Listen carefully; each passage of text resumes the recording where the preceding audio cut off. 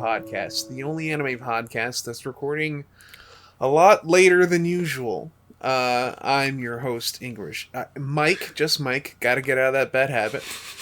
Joining me is the 47th best Axel player in the United States.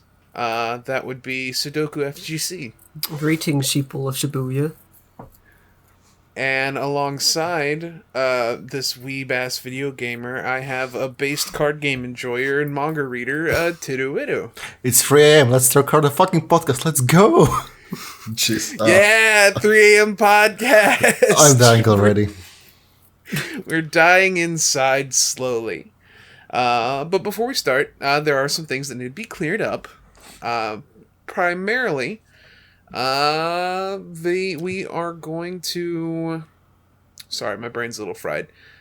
I have to announce that Moth will be taking, after the next episode, will be taking a brief couple-month leave from the show for family reasons.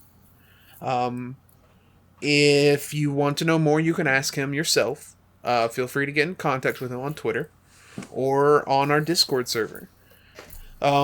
If he feels like letting you know about what's going on, he can let you know, but it's nothing to worry about. And also, Moth is not being kicked off the podcast or anything. Not yet. It's not yet. He's trying. He's testing. But he's not gone. I just want to let everyone know this is not any podcast drama. It's purely family related. Both Doku and Tid know what's going on, but we're obviously not going to air someone's personal life here on the podcast. With that said, I also want to remind everybody that we have a Patreon. You can go to patreon.com/wehateanime. For as little as $1 a month, you can help support us here. We have other tiers as well. For $5 a month, you can get a special role in the Discord. $15 a month, we'll shout you out. And for $25 a month, you can tell us what to watch. Originally, this episode was going to be over our first Patreon request, which was City Hunters. But because of those personal things that's keeping Moth off the podcast for a while, we had to, in very short notice, shift gears because Moth wasn't able to make it to this episode. And what we're going to be talking about today is going to be the Evangelion rebuild, the first two, which I have not watched. Well, I watched the first one a while back, a couple years ago, but I hadn't really watched any other than that because I thought the first one was boring at the time. Wait. So what you're telling me our squad is a person who just watched the two movies right now, you who have only watched the first one, and me who have watched Evangelion last time when the third movie came out, like 7 years ago. Cool.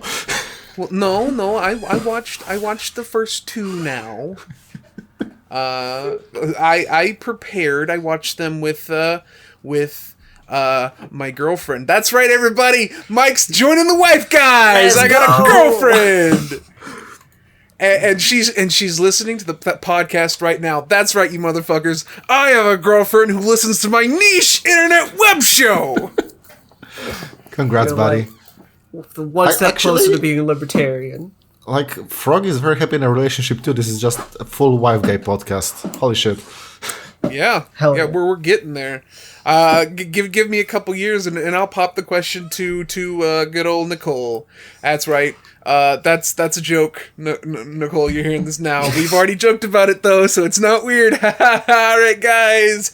I mean, first time I proposed was over a phone when I was completely drunk, like 2 weeks after we started going out. So I get you. Oh, that's so cute. But yeah, Nicole is the person whomst I am moving in with in a couple months. And hey, if you'd like to help out with that, there's Patreon, and there you go. I'm not saying you should finance me getting laid, but I am saying you could finance me getting laid. Let's go. Oh God! So how are y'all doing, everybody? I just started a new job, so that's been fun. but it's a good job. I like it a lot. Also, I've been playing The World Ends with You. Yeah, let's go. First one or Neo? Yes. How'd you like I it? played both of them. So, How'd you like the first one? okay. So this is my The World Ends with You story. I played the first one on the DS like 10 years ago. Yeah. Fucking loved it. The game is very important to me. And I didn't really care like about it getting a sequel. And then Neo 2 came out. When Neo The World Ends with You. That game's fucking great. I really gotta play Neo because I played the original World Ends with You also on the DS way back when I was still underage. So that was 2 ages ago. But I was in the same camp that I thought the story was perfectly contained, and I never wished for a sequel. And then Square Enix made that fucking stupid countdown with a song that got a new track with each day for over a week, and it was for a fucking mobile port. And I was so angry. Oh, they did that like 5 times. One of them was for a watch. But the first time I actually desired a sequel because they did that, and they blue-balled me. And ever since then, I needed this. I still haven't. I can't find those remixes that they had on that website anywhere. I think it's on YouTube, honestly. I think I found it last time. But yeah, Neo 2E is fucking amazing. I wasn't expecting it to be better than the first one, but alas, it is. You would say it's better than the first one? Because the first one kicks ass and owns bones, baby. Yes. I'm only on the 6th day of the first week. Okay. Just wait. You just wait. I mean, the original game also had like a slow first week, I believe. It kicks off with the second one, I think. Yeah, the game. Well, okay, so I played Neo, and then after I beat it, my wife we got the Switch version of the first one, and it's co-op. So my wife and I played that, and I realized that game is super fucking short. Was it like maybe 12 hours long? Maybe. We just blazed through that shit. We went through like a week. Like we spent like 3 days playing it, and like it was like a week a day. Yeah, no, I even remember back in the day because I spent a lot of time grinding because the battle system in TWEWY 1 and in Neo TWEWY, although I've not yet gotten to where it's completely fleshed out. Yeah. Is really fun and fun to play. I'm one of the people that had no problems with the control scheme for TWEWY. Same. I want to fucking call out Joseph, or at Egaro on Twitter. He played through the first week on the DS and then bought the Switch version. Because he is a coward. Oh my god. I can kind of understand because the Switch version is technically more feature complete, and it has higher quality music, but also, fuck you coward. No, fuck you, buttons and styles at the same time. It's true magic. You feel like a fucking DJ. Let's go. It's good. The World Ends with You was originally supposed to be a rhythm game. That makes sense. That makes sense, and also is cursed at the same time. And they managed to bring that energy back in the second one with the fucking beat drop system. I love the beat drop system. It is exactly how I would recreate the pucks from the first game. Yeah, no, like it's this. I described it as like Neo 2E is like a PS2 sequel to like a PS1 game, like a good PS2 sequel to a PS1 game. Man, which is like the highest compliment I can give to a video game. Yeah, that's probably the highest compliment you can give to a sequel. The jump between PS1 and PS2 was crazy. I miss those times. I miss them so much. Like, and then the second week, this isn't very big spoilers, but in the second week, it adds on to the beat drop mechanic where, if you initiate the beat drop during like a certain points, like in the circle, you get extra groove. Ooh. So it's like they've like ran with that like rhythm game mechanic super hard. And there's also another mechanic you get in the second week that adds beats to the music. Yo. Neo 2 is fucking great. It has basically every major song from the first game like remixed. Like all of my like they remixed songs I wasn't expecting them to. Like they did my favorite song from the first game, which is the One Star. And I wasn't expecting them to remix that one at all, and they fucking did, and it's great. What's the song that goes like little by little da da da da? That's da. Calling. Yeah. That song, I to this day just gets stuck in my head sometimes, and I haven't come across any song in Nero yet that's hit me the same way. It's either Calling or 3 Minutes Clapping that just some days it just plays in your head, despite the fact it's been a decade. 3 Minutes Calling is the other like major, like 3 Minutes Calling even more than Twister is like the Tui theme to me because that same. That song plays so much in combat in that game. And there's there's a remix of that in Neo, by the way. It plays in the first week.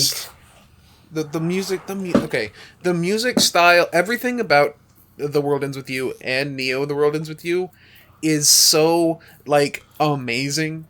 It just has it has a perfect aesthetic, and I'm impressed at how well they translated that from a 2D pixel art style to a 3D one. Yes.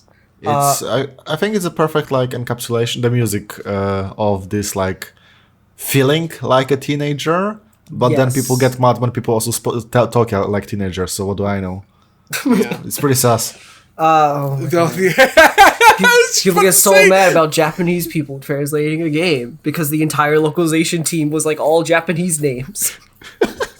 How dare these Western localizers ruin this game by using the shorthand for suspicious that has existed for like 50 years. Yeah.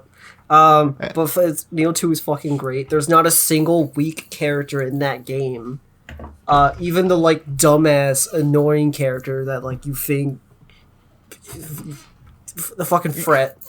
Fret's my favorite. Fret becomes my favorite character by the end of the game. I mean, fuck you. Fret sucks. That was the same for Beat in the first game Fret for me. gets so much better. Fret and Rendo's character arc is such a good complement to Neku's character arc in the first game. Ooh. Man, I just don't know. Because, like, Fret... Okay, I don't hate Fret. Like, you compare Fret to someone like Beat, who is... I love Beat. Beat's very annoying. Yeah. And that's without Beat having a voice. Fret's just like, yo, Rin dude! And it's like, guys, please stop talking immediately. Cease. No. Every single time a character disrespects Fret, I'm like, I like this character. He gets way better, trust me. Fret goes through like an actual character arc, and it's really good. I'm glad that's something that Neo that you know Base 12 we did is that it had these characters that seemed really one note and then really fleshed them out. Yep. And I'm glad to hear that continues because I bought this new. I pre-ordered it. And I was like, okay, I'm going to get this game. I don't even care. I just want to support them making games that people want. And when I got it, I played the demo and I was like, oh, this is fine. I guess I'll still buy it. And I'm glad that it is continuing the tradition of the first week's fine. The everything after that, though... Oh no, the second week is pure Kino from then on out. Is it only 3 weeks like the first one? Yeah, it's only 3 weeks. Okay. The last day of the third week is like 5 hours. It's so long, but it's good. I'm really excited to continue getting more pins and really flesh out the combat system because Oh man. So like obviously you get Oh. more party members. Actually, I have a question now. No. When it comes to Neo 12, are mingle XP for pins still a thing? It's what?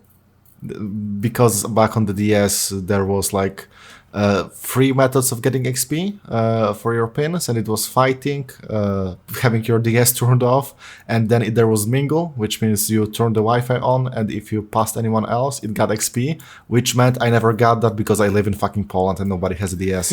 You know, I haven't tried carrying around my PS5 places, but maybe.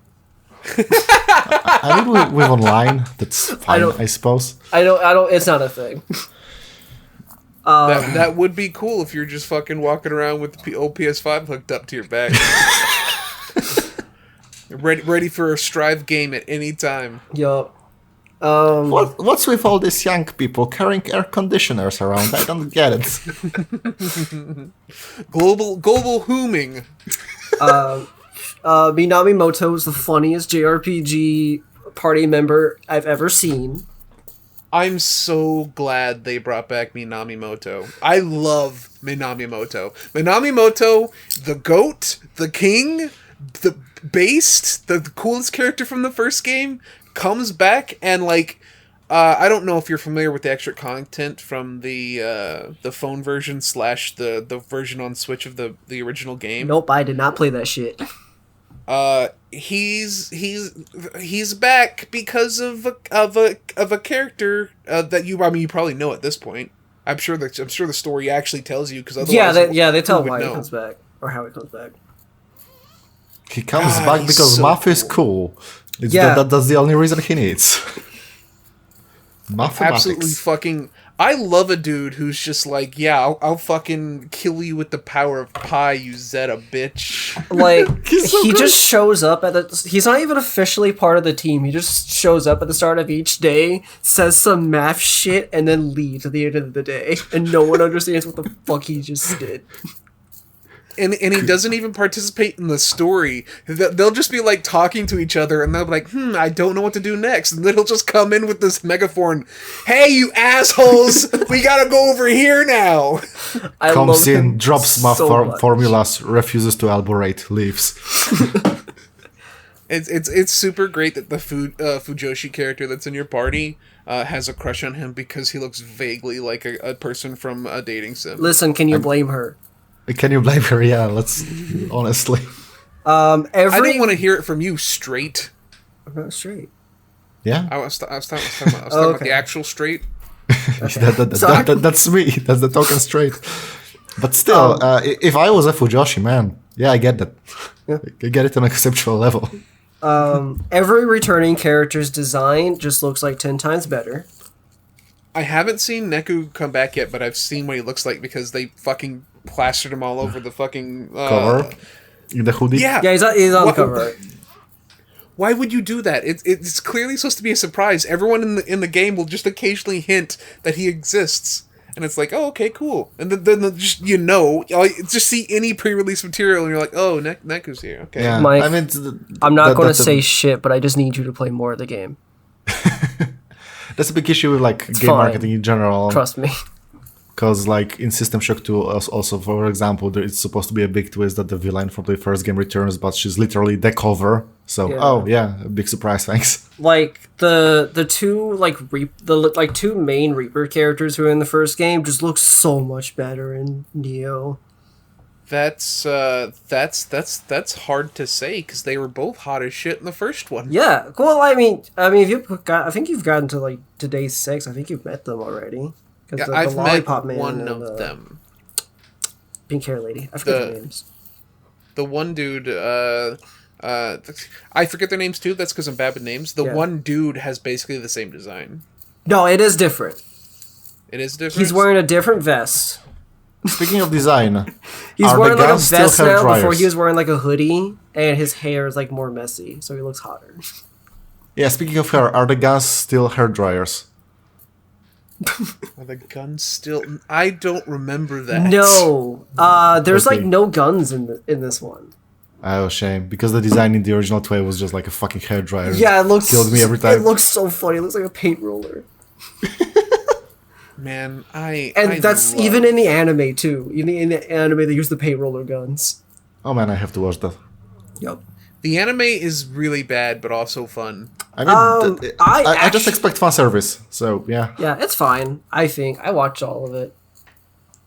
It has like it has only like it has slightly below average animation, and then the CG models pop on the screen, and you're like, oh no. Yeah. Oh no! Oh no! It's And the Berserk. CG models pop on the screen a lot. Yeah.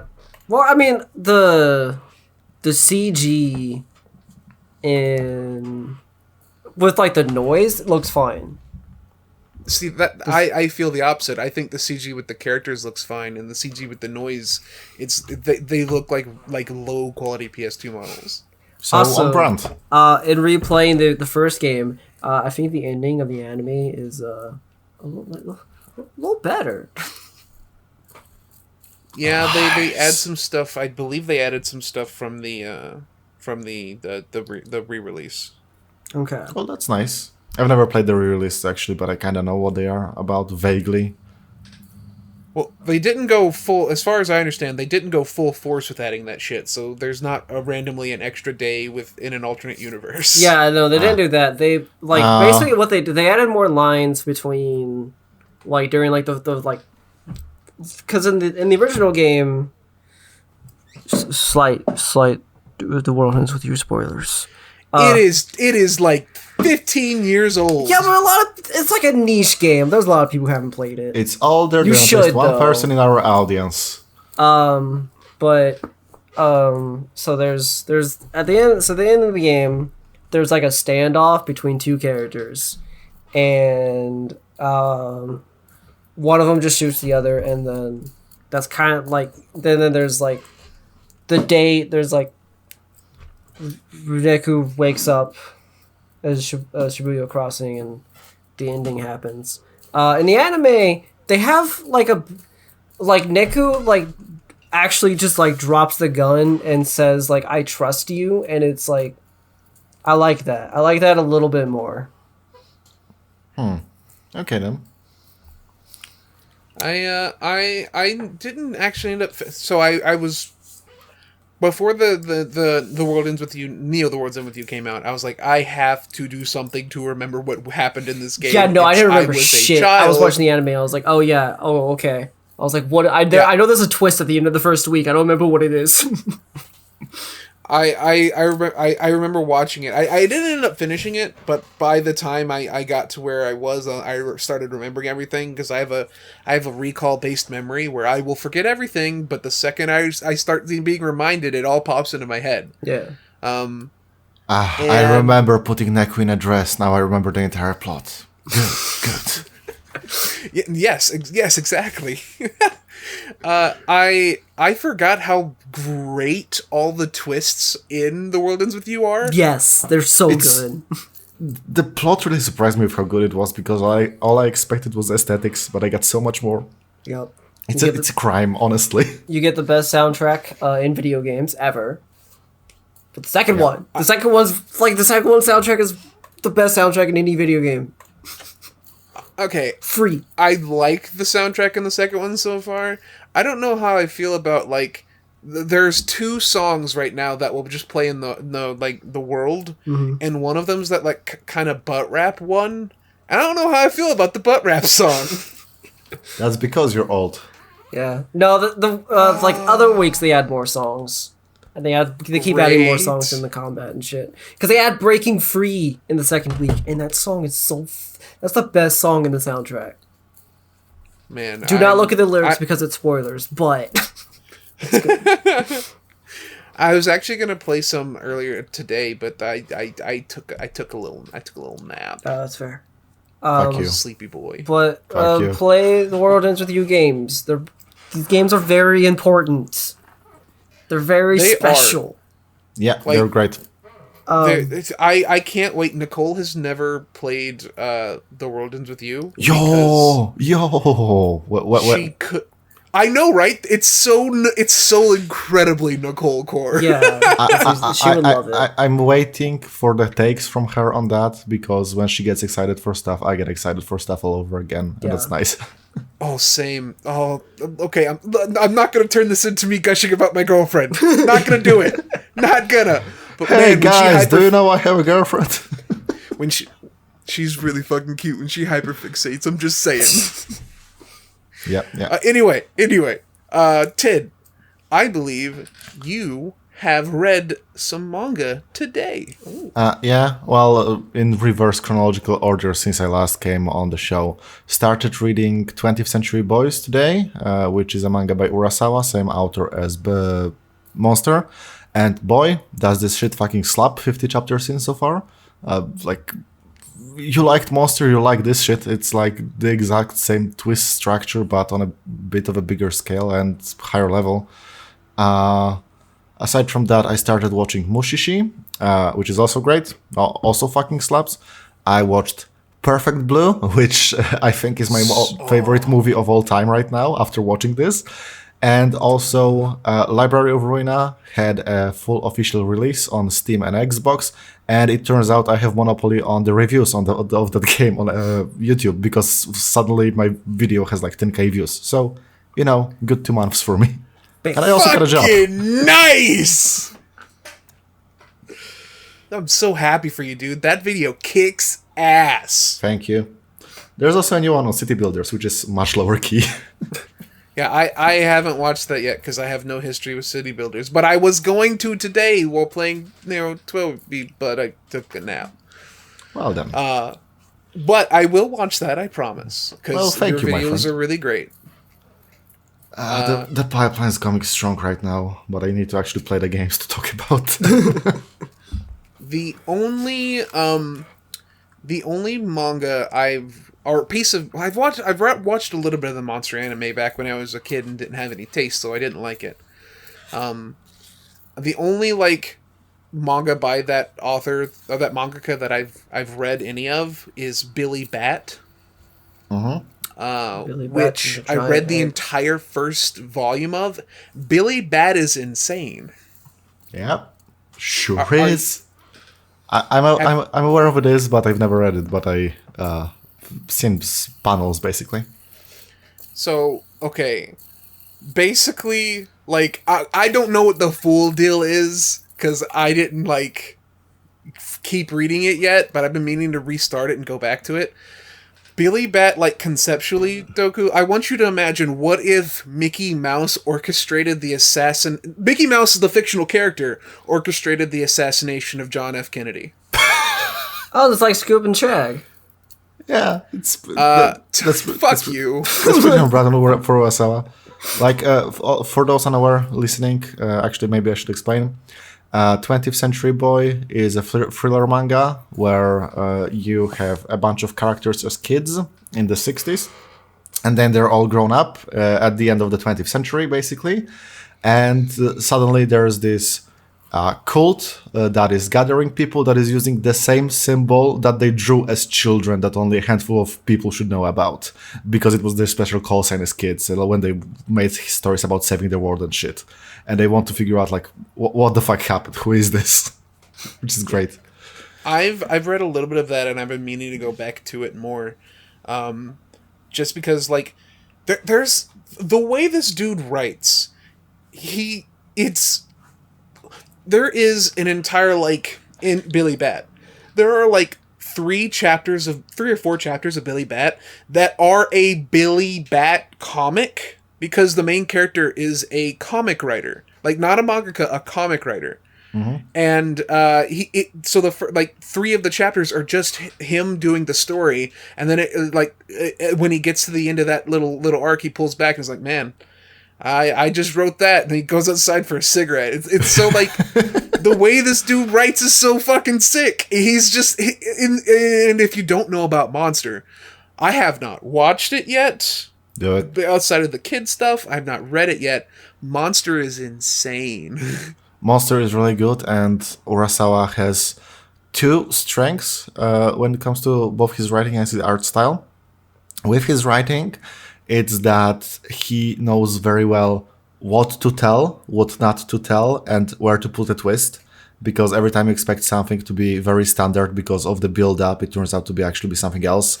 And then also when with the main villain of Monster, Johan, the titular monster, he never shows his thoughts process, not even a little, and that's fucking terrifying, and it's amazing.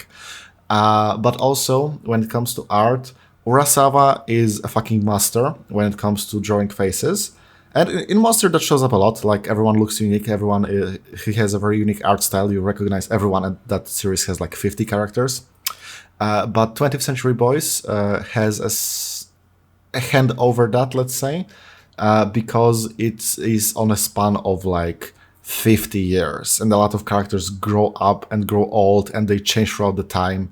And you look at the characters, you find out that one character is actually the other one from the past, and you look at the two and like, yeah, actually, they look similar. They are different. He grew up, he got longer hair, whatever, but he is the same person. And that is insane to pull that off in a manga, I think. Yeah, no, I mean, you look at shit like the fucking Dragon Ball to Dragon Ball Z, where Goku just gets taller. Yeah, no. He gets taller, and then he becomes a JRPG protagonist a few years later in Chrono Trigger. Yeah. Shut up. Shut the fuck up. Go home, bitch. I am at home. Where else would I go? I work here. Man, what about, like, you said you watched Mushishi as well. Yep. My only experience with Mushishi is very cursed in that I watched the first 2 episodes through Gaia Online. Oh my god, I have not heard that name in a long time. Are you familiar with Gaia Online, Doku? Relatively. I remember seeing ads for it on Newgrounds. I used to be a hyper user of Gaia Online when I was a child for like a year. That explains so much. That explains so much. That is the meanest thing you've ever said. Fuck you. You're right though. I used to, that's where I learned all the internet isms, and that's where I'm stuck. Because that's how I conceptualized the internet. So when I came back to it in 2015, when I came back to the internet in 2015, I was using like cringe ass emojis still. And now they're back. Adult. We're back, yeah, baby. now they're back. Should have waited another 5 years. But yeah, I on Guy Online's really shitty movie theater fucking 480p video player, I watched the first 2 episodes of Mushishi and I was like, oh, that's pretty good. Yeah, I mean, I did that with Gary's mod. Wait, what? Like, Gary's mod had like feed or servers where like people would just put on YouTube videos and shit. Oh man, that sounds pretty cool, actually. Yeah, it was really cool. I had university classes in Second Life, so maybe I shouldn't judge here. But anyway, jeez, that's the most Polish thing you've ever said. How is Second Life Polish? I don't think anyone ever actually uses it here, aside from my university. I 100% believe that the Polish economy is held up through city life. Hold on. Second Life Poland. I got Second But Life either way. Greece. As for Mushishi, yeah, you got most of the experience there because it's a very episodic series. Like, each episode is a different problem, different curse, or different issue that someone has. Gingu comes to town, tries to solve the problem without killing anyone or anything because he thinks, it's still a form of life. If it doesn't hurt anyone, then let it just be, and then fucks off, which is a very good format for a series. It's not something you can binge, but it's very nice to watch like 2-3 episodes a day. The Facebook page for Second Life Poland has 57 likes. Yeah. That's all the people that live here. Thank you, 47th best Axel player in the United States, Sudoku FGC, for that Poland Second Life update. You're welcome. We play Axel. I don't fuck you. Fuck Axel players.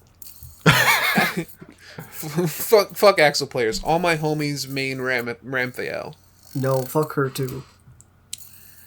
I'm just gonna listen. I've seen the pictures of her eating a hamburger. That's all I need Okay, in life. that's- That's the only Guilty Gear content I need. All my homies drew Jacko in the squatting pose or the crouching pose. Yeah, that's all we Man, need. seeing the people on the internet being mad because that pose isn't physically possible just makes me laugh. It's Yep, great. yep. It's fucking funny. Fuck, goddamn. Jacko is one of Guilty Gear's most horny designs. Yeah, I think that's my funny bone, by which I remember my dick. The other one is Shut the- Testament. Shut the fuck up. Fucking- Wait, Testament, isn't that the robot? No. That's- Testament is the Goth Twink Yeah. from first two games. Oh, was he in XX as well? I think he he was was in an XX. XX. Wait. I know that. Wait, when you say the first two games, you're not including the MOBA, are you? No. No, the MOBA was like fourth. Yeah, No, Guilty the Gear MOBA was 2 the second Overture is the fourth game in the franchise. Even Fuck you. if you count That's his true. maybe seventh, I think, because there Yeah, was but also I Zunas. mean, that's like spin-offs and shit. Yeah, that's true. So, Guilty Gear X. I only count the numbered entries. Kingdom Hearts only has 4 video games. So you got Guilty Gear, you got Guilty Gear X, Guilty Gear XX, and then you got Guilty Gear 2. Yeah. Sorry. And then you got Guilty Gear Xrd.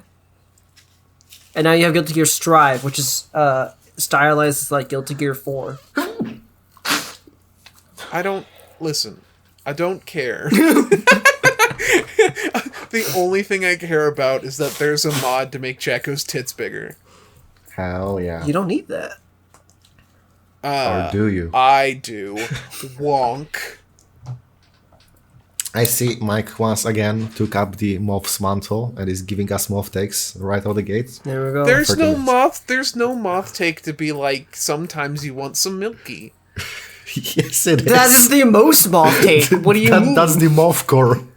The most moth take is that X shooting was a inside job by the Somalian population. It was. Not Somalian, not Somalian, Simolean. That was a Sims joke. That was a Sims joke. I want to be very clear.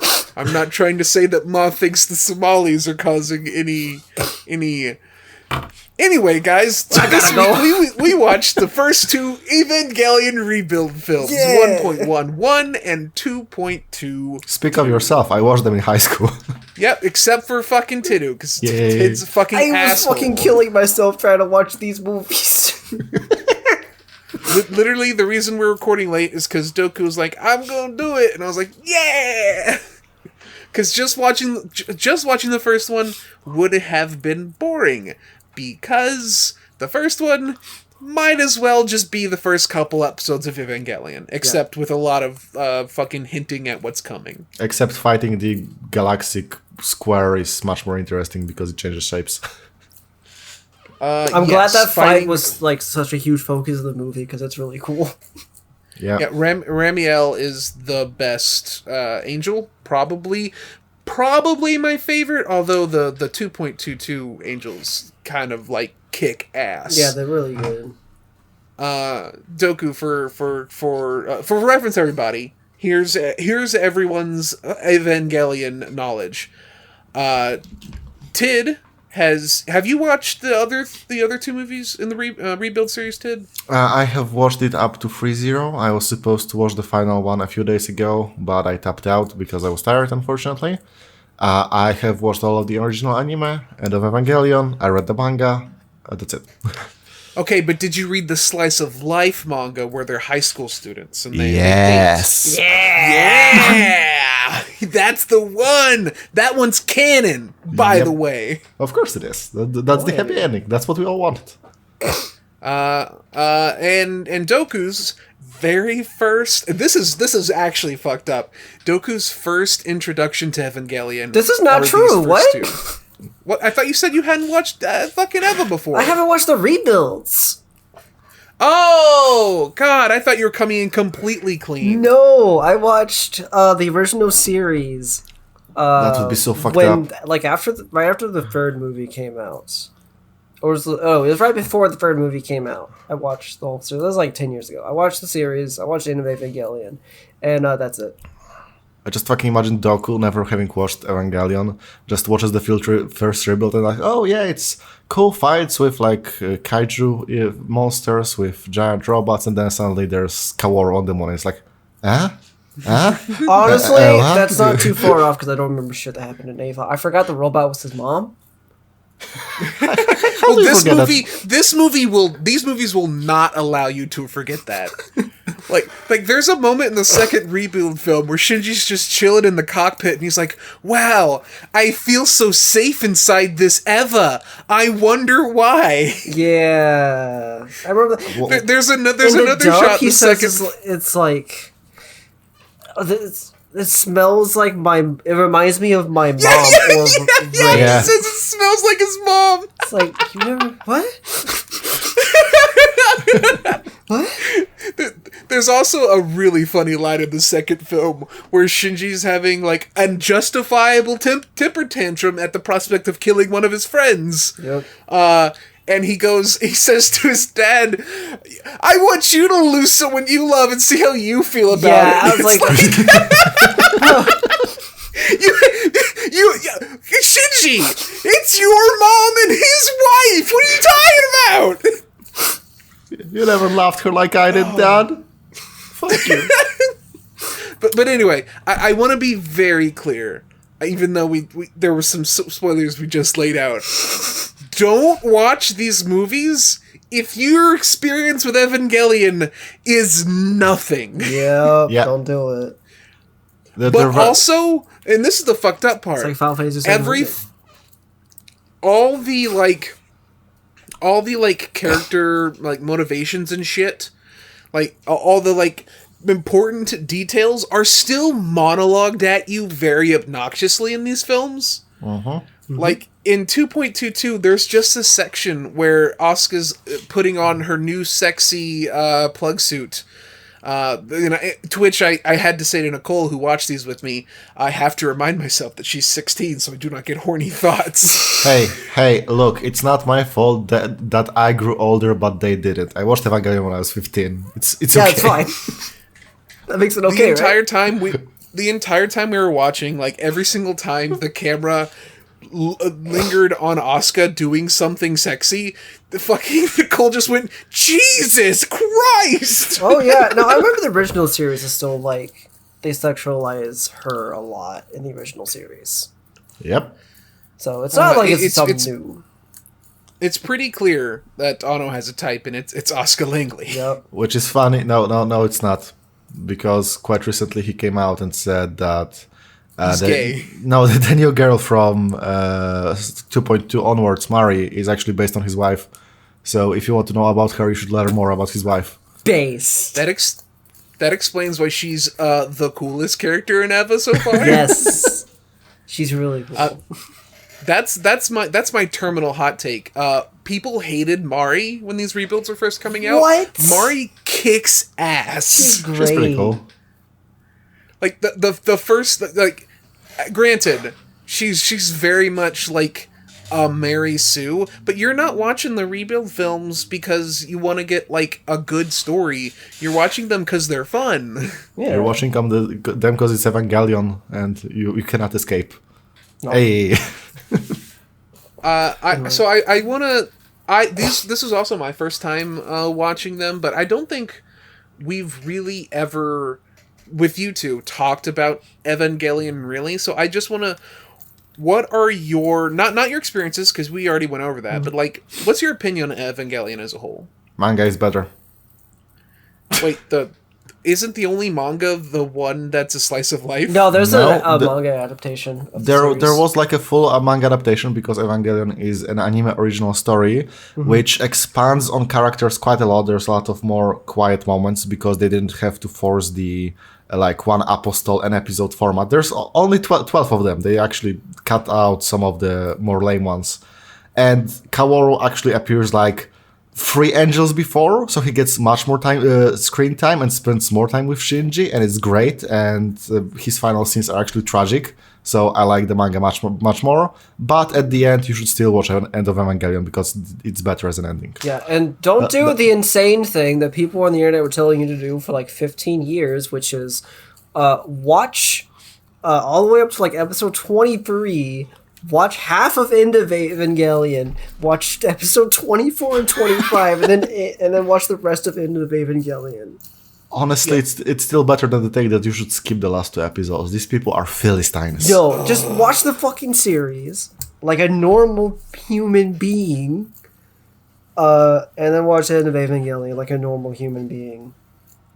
I can't imagine like people who don't like the last 2 episodes of Evangelion just don't know what show they watch. They just don't get it. Yep. I mean, I didn't get it as a kid, but that's because I was a dumb kid. But I was still like, same. this is cool. I like what's happening. I mean, I love the last 2 episodes of the show. They're so like I didn't like them as a kid, just like you, Doke. But I when I rewatched it with Frog, like we hit those scenes, and it was like every Evangelion made more sense to me. If that makes any sense. Yeah. I mean, I think I didn't quite like the final 2 episodes at first as well, because I was not a depressed teenager when I watched it. But after, growing up, I can at least feel sympathy for those moments and what they represent, if not empathy, right? So I think they're still very thematically important, and skipping them is a crime. Yep. I also think I think that like the people who say to skip anything of the original series, particularly what I think makes them so like brain-numbingly stupid, is that the last 2 episodes and even End of Evangelion happen in sequence, but one is from the perspective of inside Shinji's fractured mental state after killing his homosexual partner, and the other is the literal events. And you kind of need the context of both of those to really get it. Yep. It's like introspective versus what is actually happening outside. Yeah. And yeah. And the it's like what the metaphysical what metaphysically what it looks like to reject instrumentality, and also what the physical ramifications of rejecting instrumentality is. Because when you watch both of them, especially the first one, the TV show first and then the movie, you can like pinpoint the moments that line up with the film, and it just makes for a better experience because you understand. Like if you just stop midway through, watch half the movie and then go back, like everything's not supposed to line up perfectly. It's not super clean, but there are moments that clearly represent each other. Yep.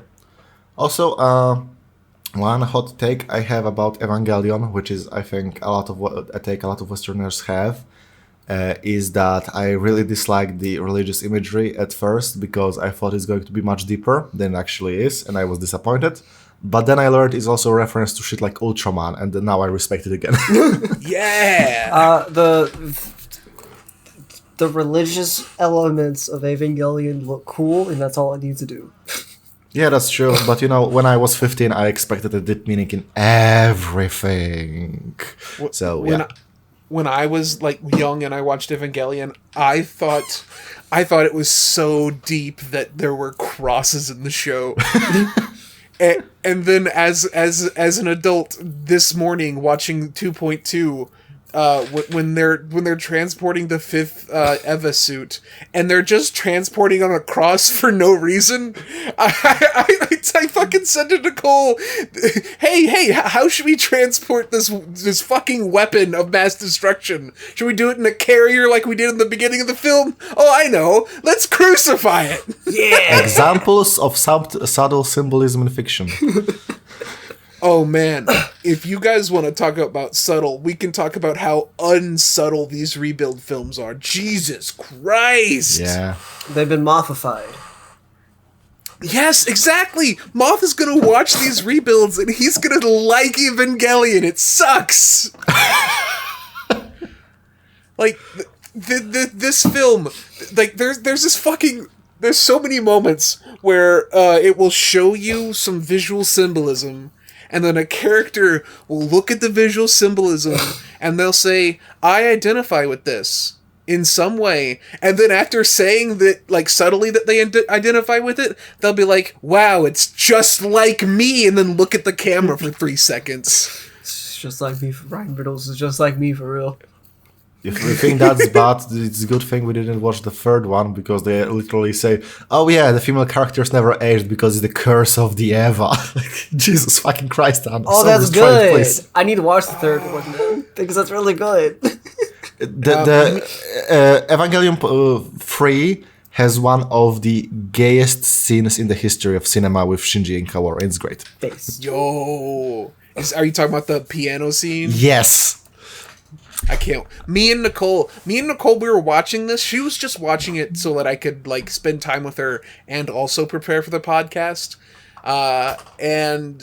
Afterwards, we have made plans over the next 2 days to watch the rest of them, because me and her both had the opinion of, man, most of this kind of boring, but the parts that aren't boring were some of the hypest shit in Evangelion. Oh yeah, Yeah, I think that's true for all of the rebuilds, I think. I don't know about the last one.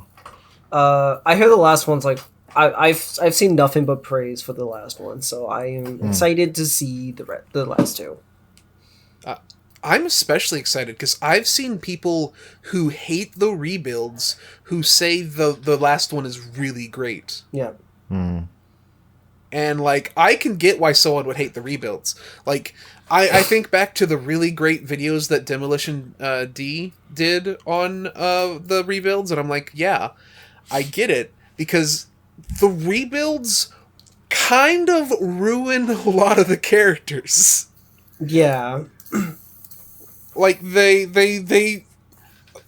is, like, Evangelion created, like, the archetype for, like all the things in fiction that otaku obsess over. And I'm not someone who thinks, like, Evangelion was secretly an anti-otaku piece. It's obviously not. That's the shittiest take. Yeah, no, it's terrible, because Anno is a massive otaku. Like, did you see Fooly Cooly? One of the characters in Fooly Cooly is literally Anno. Yeah, the thing with Anno, I think, is he is someone who is deep enough into a culture to be accurately critical of it, of the parts he doesn't like, but he's still the part of the culture, and he is there willingly. So yeah. that take is fucking stupid. I don't like takes of, like, he made that to say that nothing makes sense and that there is no point. Like, do you know how long it takes to make this fucking podcast of 3 fucking stupid idiots talking about Evangelion? Do you know how much longer it takes to make a movie? Yeah. Why would you waste that time? Like, 100%. Like, Anno, I said it on Twitter to one of my mutuals, Victor. I said that after Victor said that Anno wrote the screenplays for for all the rebuild movies, I said I want to meet Anno so that I can kiss him and then beat the shit out of him. That's fair. Because, like, Anno, incredible writer, super smart guy. Like, most of the things he touches, brilliant. Also, he's a dumb fucking idiot, and people should say no to him sometimes. That's why people identify with him so much, I think. Yeah. But yeah, I really hate how often in these rebuild films, like there's the scene where they go to the aquarium, or rather the, like, water treatment plant, I guess, where they're trying to bring back the ocean life after the second impact in this timeline ruined the sea. When they go to that, and Ray is just looking at these fish in a cage, and she fucking Shinji walks up to her, and he's like, "Hey, what you doing?" And she just looks at him and says, "These fish, they're happy inside this cage. Wow, they're just like me." And these movies are full of that. Like, just people staring at the camera and telling you what the point of the story, like a terrible Usopp's fable.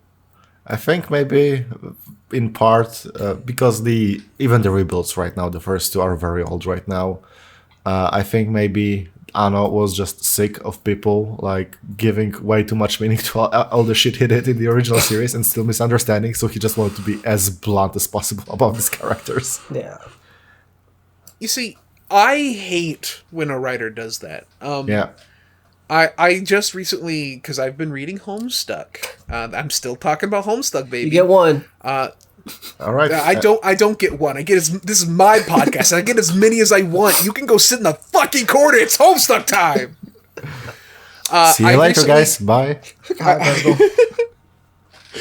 I recently got through a point in which there is two characters that are introduced who are meant to represent both the positive and negative aspect of the Homestuck fandom, and they are major characters. The hater character ending up being the main antagonist of Homestuck, but he quickly stops that being a focus of their character. Thank Christ. Otherwise, it would have been terrible. But like whenever a writer like creates something with the intent to clarify something in their own work, it always comes across as just them pulling out their dick and they're like, "Hey, you want to see something?" and just start fucking beating off. I hate it so much. There is only one time this has worked. A singular piece of media, and that is Tails Gets Trolled. So true. You are right. Of course I am. I've never a Tails done trolled. Do it. It's a masterpiece. Like, I'm saying this unironically. It's the creativity on display, despite just like pulling all of the most unoriginal characters possible, is amazing. You should also read Scoob and Shag. It's also great. I should read that, yeah. Scoob and Shag's fucking amazing. I've actually heard Scoob and Shag is good, and I'm willing to accept it because I've had how the powers work in Scoob and Shag explained to me, and that actually is pretty raw. It's ballyhoos are so fucking cool. Stop! Don't say the name of the power. I will change my opinion. Courage the Cowardly Dog turns into a sniper rifle, and it's raw. Shut the fuck up! Fuck you! Fuck!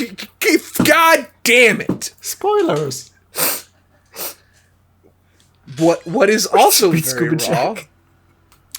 Shut the! I'm gonna turn this podcast around. This is how people feel when you talk about Homestuck, Mike. Bruh, Before Bugs Bunny? No. Bugs Bunny's so Yes. fucking cool in that comic. When I Ballyhoo's talk called Dead Air. about Homestuck, I don't talk about fictional characters turning into sniper rifles. You know what? I talk about my OC Fester Freon, who has incredible psionic powers and can melt people's brains by sheer force. That's cool. It's like Bugs Bunny. Okay. I don't want to talk about Bugs Bunny. I want to talk about you. I want to talk about me coming to see you before I move to kill you. I have to. God damn, stupid bitch. I need to get Egg on this fucking podcast so Egg can fucking make fun of you with me. Like it should be. You do. You need to get him on. If Egg gets introduced here and I am on the same podcast, I am turning this into a pathologic podcast. You will not stop me. Oh, no. He's playing it right now. Allegedly. You know what? He plays like 5 games at one time and will finish one of them. That's fair. You know what? If we make that happen, I too will go ahead and play a Pathologic 2. It's a fucking promise. The pact has been sealed. Sign here with your blood. Yeah, that's how all Polish packs start. You have to first play Pathologic 2. Look, man, pens are expensive. That's why we use blood. But yeah, what else is expensive? The fucking insane detail and quality and play in the visuals of these fucking rebuild films. Yes. Oh yeah, they look amazing.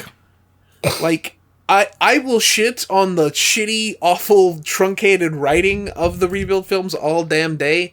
This is like, who would have known that if you gave a fucking Anno budget for fucking Evangelion, you'd get art.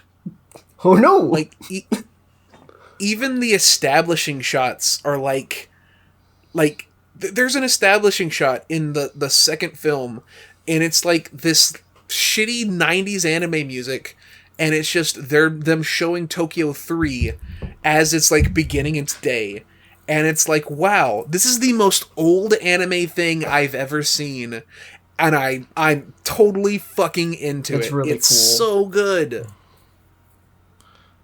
Oh fuck! And then you get like the fucking action, like 1.11 has like pretty good action. But like it only starts to stand out once you get to the how like the fight against Ramiel is how the fight against Ramiel should have looked in the original series. It's really good. Yep.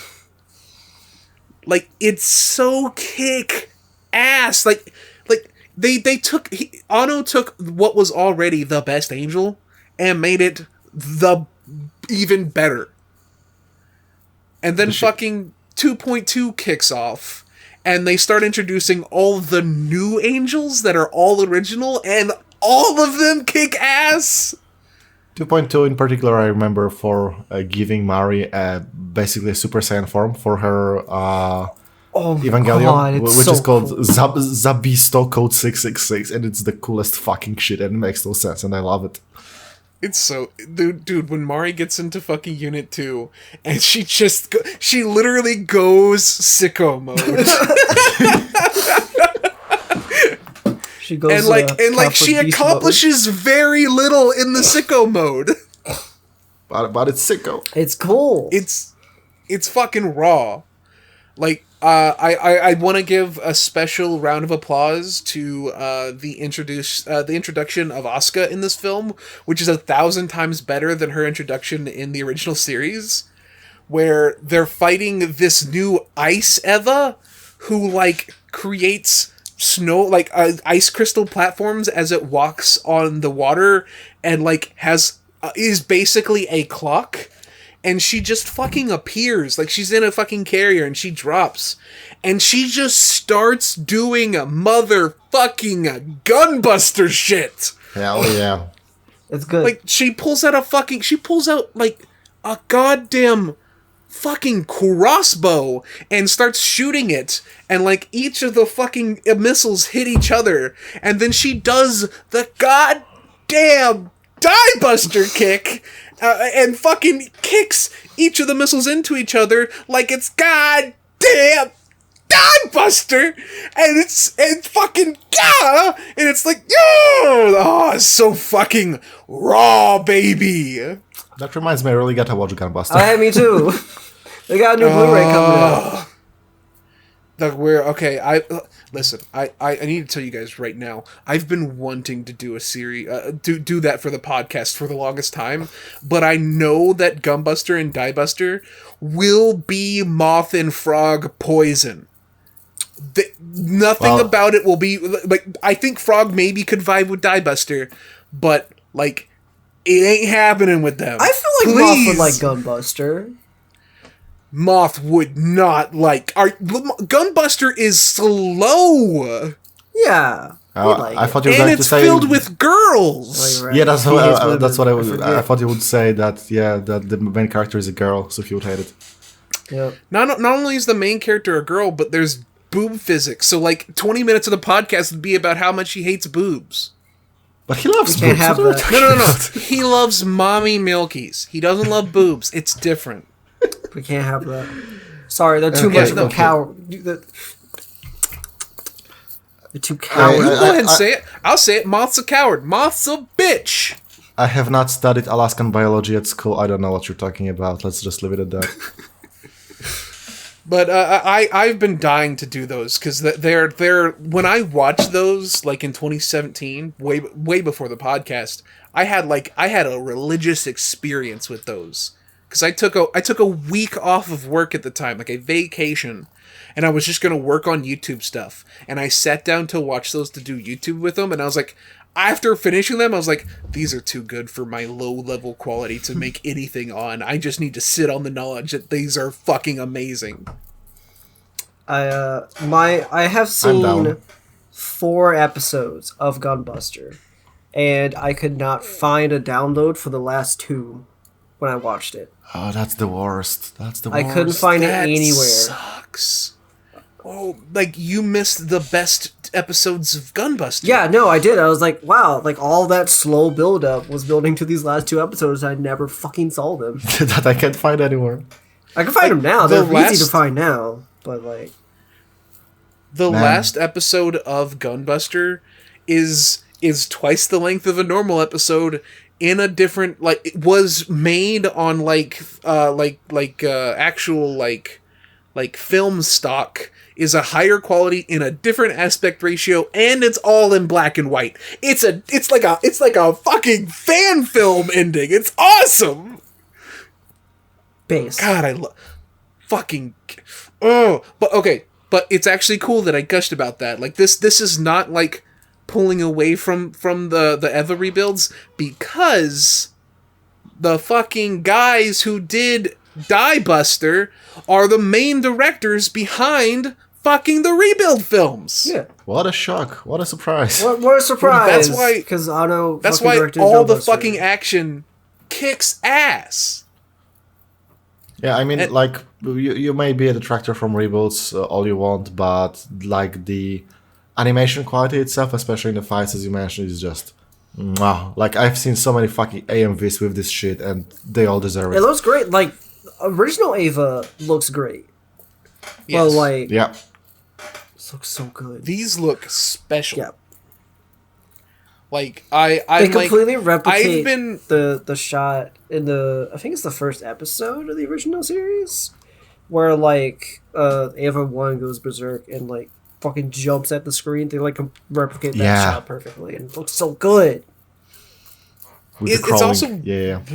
it's also really wild to think of the fact that these movies are from the early 2010s. And there's No, they're not. they heavily feature CG. The first two rebuilds are. They heavily feature CG, and the CG looks impeccable. Yeah. It's CG is hardly ever an issue of times after the 90s, I think, because like that's not an anime, but my favorite example is the Davy Jones in the second Pirates of the Caribbean movie, and the third one still looks amazing. Oh, yeah, it does. That's what 2007? Like shit. Well, I normally would agree with you if we weren't talking about anime CG. True. Like, Yeah. as someone who's a fucking loser, I am well familiar with the fact that anime CG is fucking normally trash. Yeah, but that's not an issue of times. It's always trash. It's trash now. It was trash then. Yeah, well, see, you say that, but like, fun fact about Gunbuster, the explosion scene from like the last two episodes, the one where they do the thing. I'm not going to spoil it for Doku. The one that Doku didn't see. Yep. Yeah, that has from the 80s a very basic CG model to help with the animation. Based. It's so cool. I don't even remember where I learned that, and that fact could be wrong. Please correct me, because that means you'd be interacting with the podcast. It's almost as if, even with rudimentary tools, if you know how to use them well, you can make amazing things. Who would have thought? Exactly, and no one in unfortunately execs in animation companies and on the boards that fund these projects, instead of using it like a tool, use it like a replacement for a time-saving measure, and they can eat my cock. What do you mean? X-Arm looks great. What's the X-Arm episode? Oh, Exarm. Oh, Jesus, I forgot about that. I mean, I can do that. I watched it all. You what? Did what? Yeah. We sat down with a few beers, me, my fiance, our roommate, and a friend, and we watched it all. There's my reaction to that. Bless you. Okay, For both. How was it only a few beers, and how are you still married? I'm not. I got you there. Putting your relationship to the test. Watching Jesus X-Arm. Christ. Why don't you just watch fucking Ghost in the Shell 5 times? You'll have more fun. We have. That we're already past that stage. Oh, okay. You're already past the Ghost in the Shell stage for your relationship. I get it. Now you're at the I want to make sure I want to punish them for being in my life stage. First base is Ghost in the Shell. Third base is X-Arm. Home run is Berserk. We've been there too. I'm sorry. If third base is X-Arm, you're implying No. that sex with Tid is terrible. I mean, look, I can the judge. I've never done it, so I can be the judge here. Oh, Jesus. Jesus Christ. So how sick? How fucking sick is the ending of 2.22? It's fucking It's better than in Exarm. That's the bar. Low Better than bar. X-Arm Low- out of 10. We're fucking setting these bars so low that I can jump over them, and I'm a fat piece of shit. It's fucking raw. I was really surprised. I remember when I watched 2.0 the first time, because it was like, oh yeah, there's supposed to be 4 movies. They announced this way back, so this is going to be a midpoint, and suddenly, oh, the third impact is happening. Oh, don't we? Shouldn't that be like the third movie? What? Yeah. What's going on here? It's really fucking cool that what was the end of fucking the end of Evangelion is just in the middle of this series. Yeah, it's really cool. And it has a completely different context. Like I remember when I was watching it and Shinji was pulling Rei out of, like, trying to contact Rei through the core of the angel that ate her. Yeah. And like you see for a second all the like Rei heads bubbling up and you're like, oh Yeah. no. Oh. And I know that there's a time skip in 3.33, so it's like, did it happen? Yep. God, it's so fucking sick. And like one of the best moments in Evangelion, not in these rebuild films, in all of Evangelion, is when Shinji runs back to pilot the Eva, because it's almost like a retelling of the end of Evangelion, where Shinji's basically rejecting the idea of piloting it to the point of causing the end of the world. But instead, he's found a reason to want to pilot the Eva, and it's saving Rei. And like he goes and he gets in the fucking Eva, and he fucking storms off going sicko mode, like with no power, and fucking Misato looks at him and says, "Do it, Shinji, do it for you." Yeah. And it's like, yeah, do it for you. And then it caused the end of the world again. Yeah. Base. Base. But yeah, I can't wait to start 3.33 and have every character hate him. Oh god, I love it. And Doku, did you watch the end credit scene? Yes, of course. I just wanted to make sure, because it's very missable.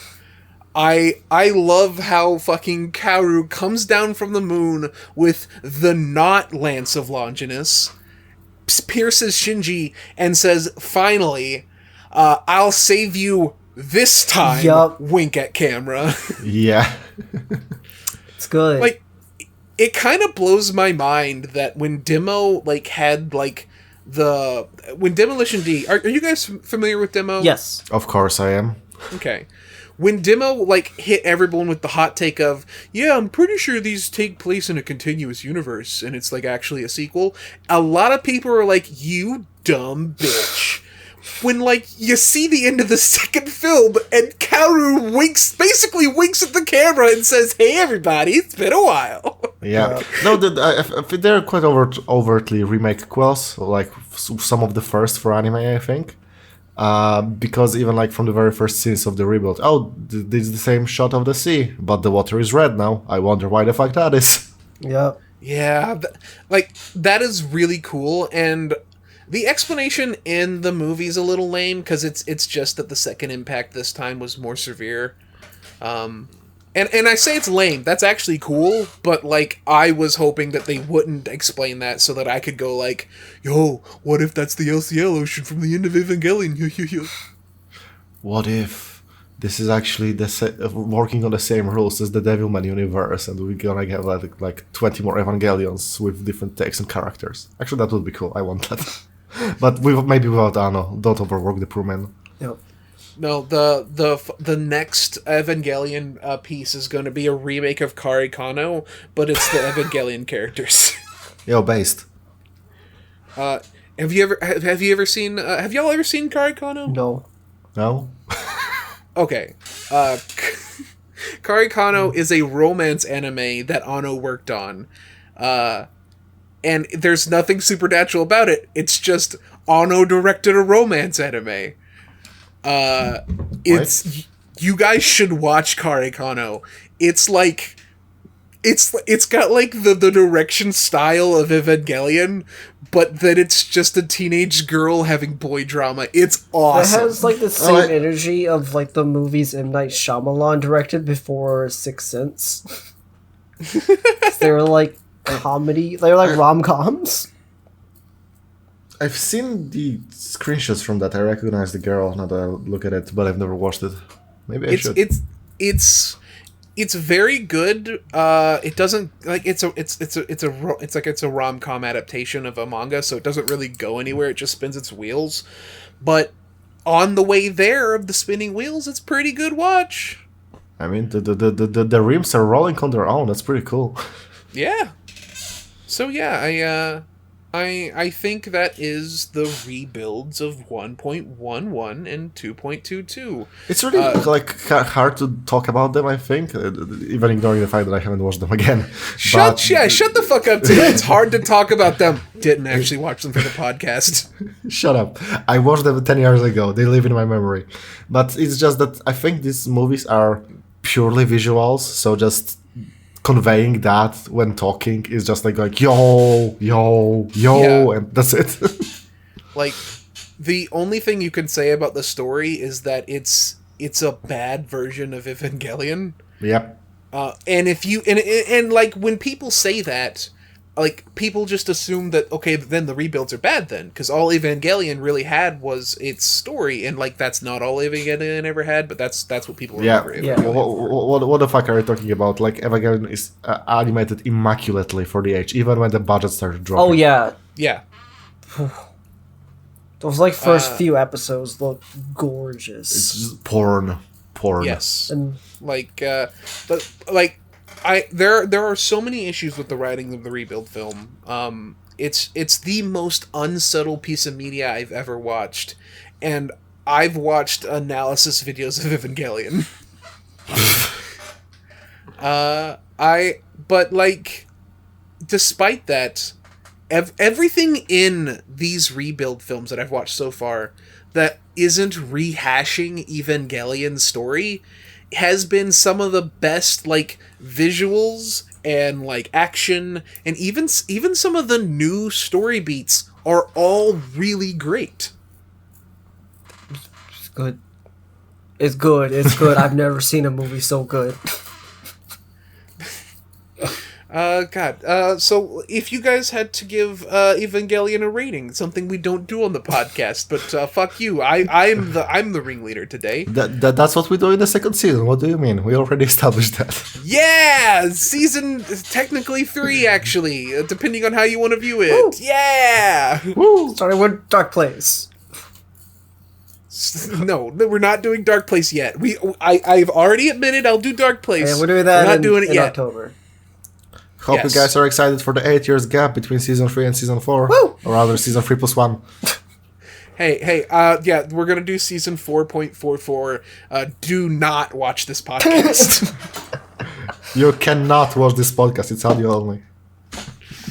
But yeah, I really, really dug this. I can't wait to watch this more with my girlfriend. Yeah! So as for the ratings, since we're already on that anyway, first one I would say 7 out of 10, just because it's the stuff I already liked, but looking good. Second one, somewhere between a 6 and a 7, I would say. I actually personally like the second one more Yep. because the second one had way more new things in it. That's true. Like new things, even but- the visuals, like the original like Rebuild 1.11 is just a straight retelling with some new sprinkled in. Rebuild 2.22 has similar story beats, but everything is new, and even those similar story beats are done differently.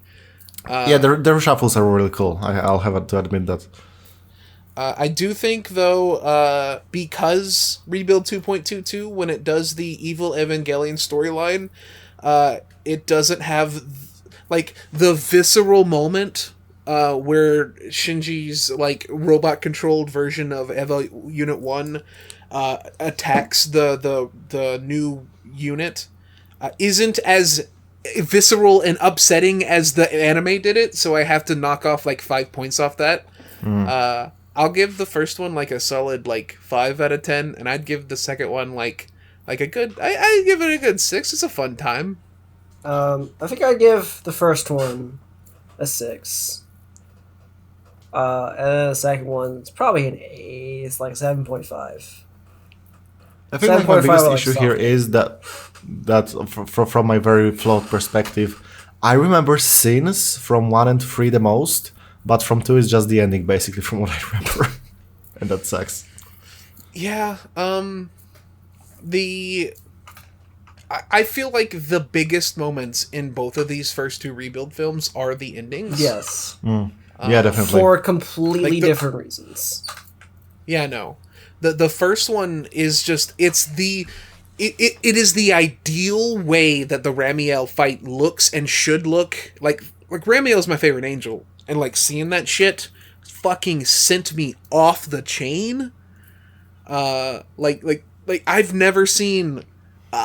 You could only imagine how good a fight against a geometric shape could possibly be, until you see that geometric shape melt a mountain. It's so cool. fucking cool. Yeah, it's really cool, yeah.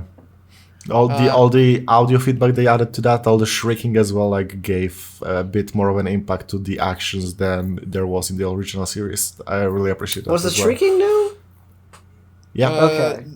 There was shrieking in the original, but it was a different kind of shrieking. It wasn't as like Ear piercing. Yeah, it wasn't as humanoid. It sounded more like mechanical. Okay. Yeah, like laser cannon beaming up, I would say. Yeah. Okay, because that shit was cool as fuck. And then the ending to 2.22 is just like, hey, do you want to see the coolest thing in Evangelion ever? Yeah. God, like when Shinji dives like further into like gives up his humanity to activate his Eva with no power and turn it into an angel, and his arm gets. They actually don't say he turns into an angel, which is interesting, but I feel like that's what basically was happening.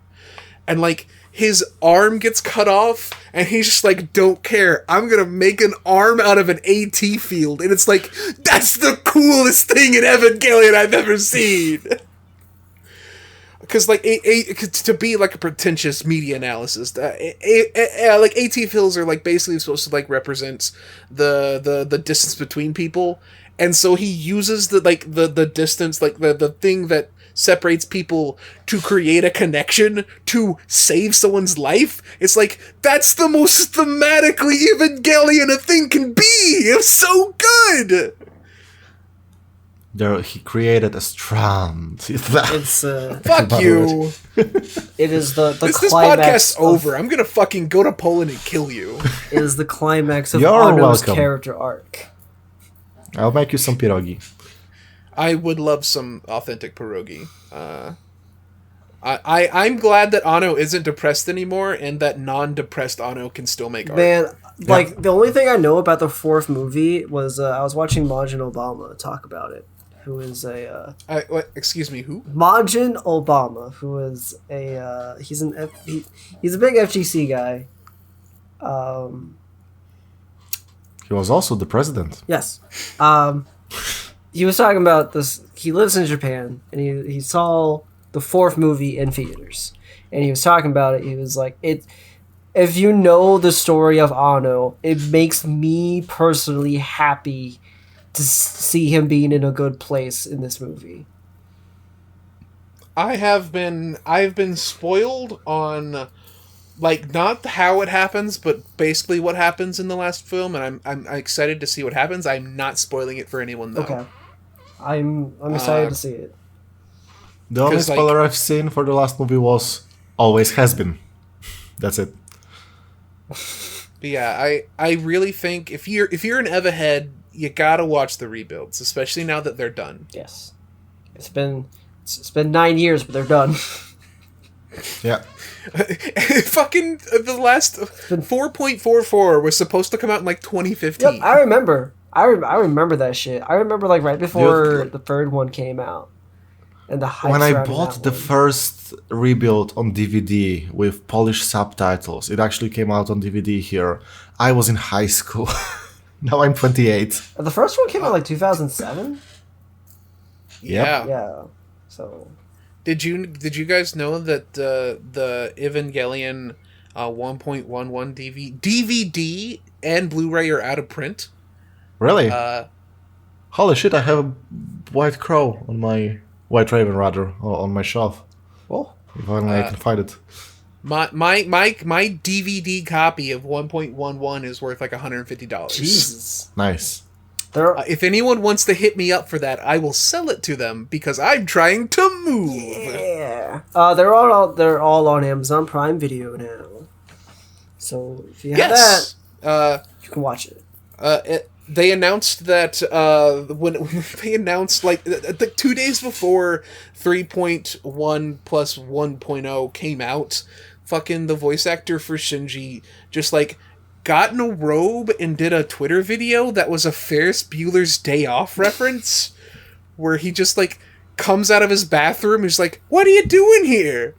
I'm the voice of Shinji again." And it's like, what are you? Why is this a Ferris Bueller's Day Off reference? I'm the only person who's gonna get this, sir. What do you mean? it was Everyone's meant seen that for you. movie. No? Nicole hasn't seen that movie. I had to explain it to her. I'm so upset. Fucking Deadpool had a Ferris Bueller reference.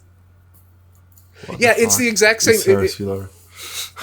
Tid, if you haven't seen Ferris Bueller's Day Off, do you remember the end credit scene to Deadpool? Yeah, I think. Yeah, it's where he comes out of the bathroom in a robe and he's like, "We're gonna have a sequel." Like that. It's a Ferris Oh, Bueller's yeah, Day yeah. Yeah, Off that's reference. Ferris Bueller's Day Off reference. That movie's fucking Okay, great. then. You should watch that movie. You should watch Ferris Bueller's Day Off. Yes. What's the Ferris Bueller's Day Off episode, Mike? We are not. I'm putting my foot down. We are not turning this into a general media podcast. What was the Ferris Bueller's Unless Day the Off views- episode of Fistful of Film? That podcast is on hiatus. I'm gonna try and get Nicole to bring it back after the move, though. Next episode, we're discussing Crime and Punishment, the book.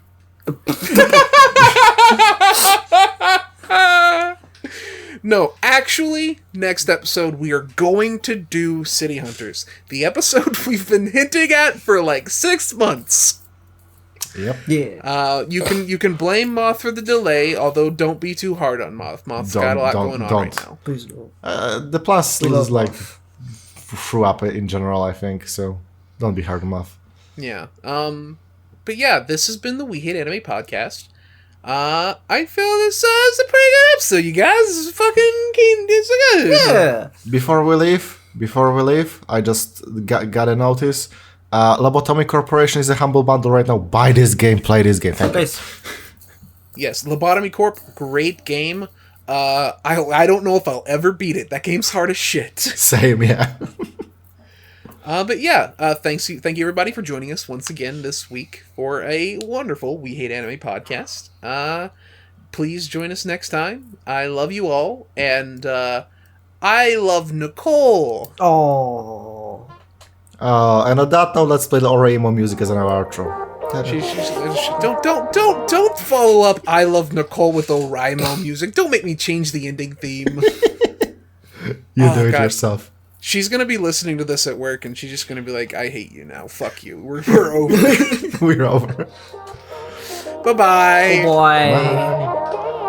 Bye. Mike, you need to play the roles right the fuck now. Mom gets girls pregnant, I get couples break up. That's my superpower. そんな優しく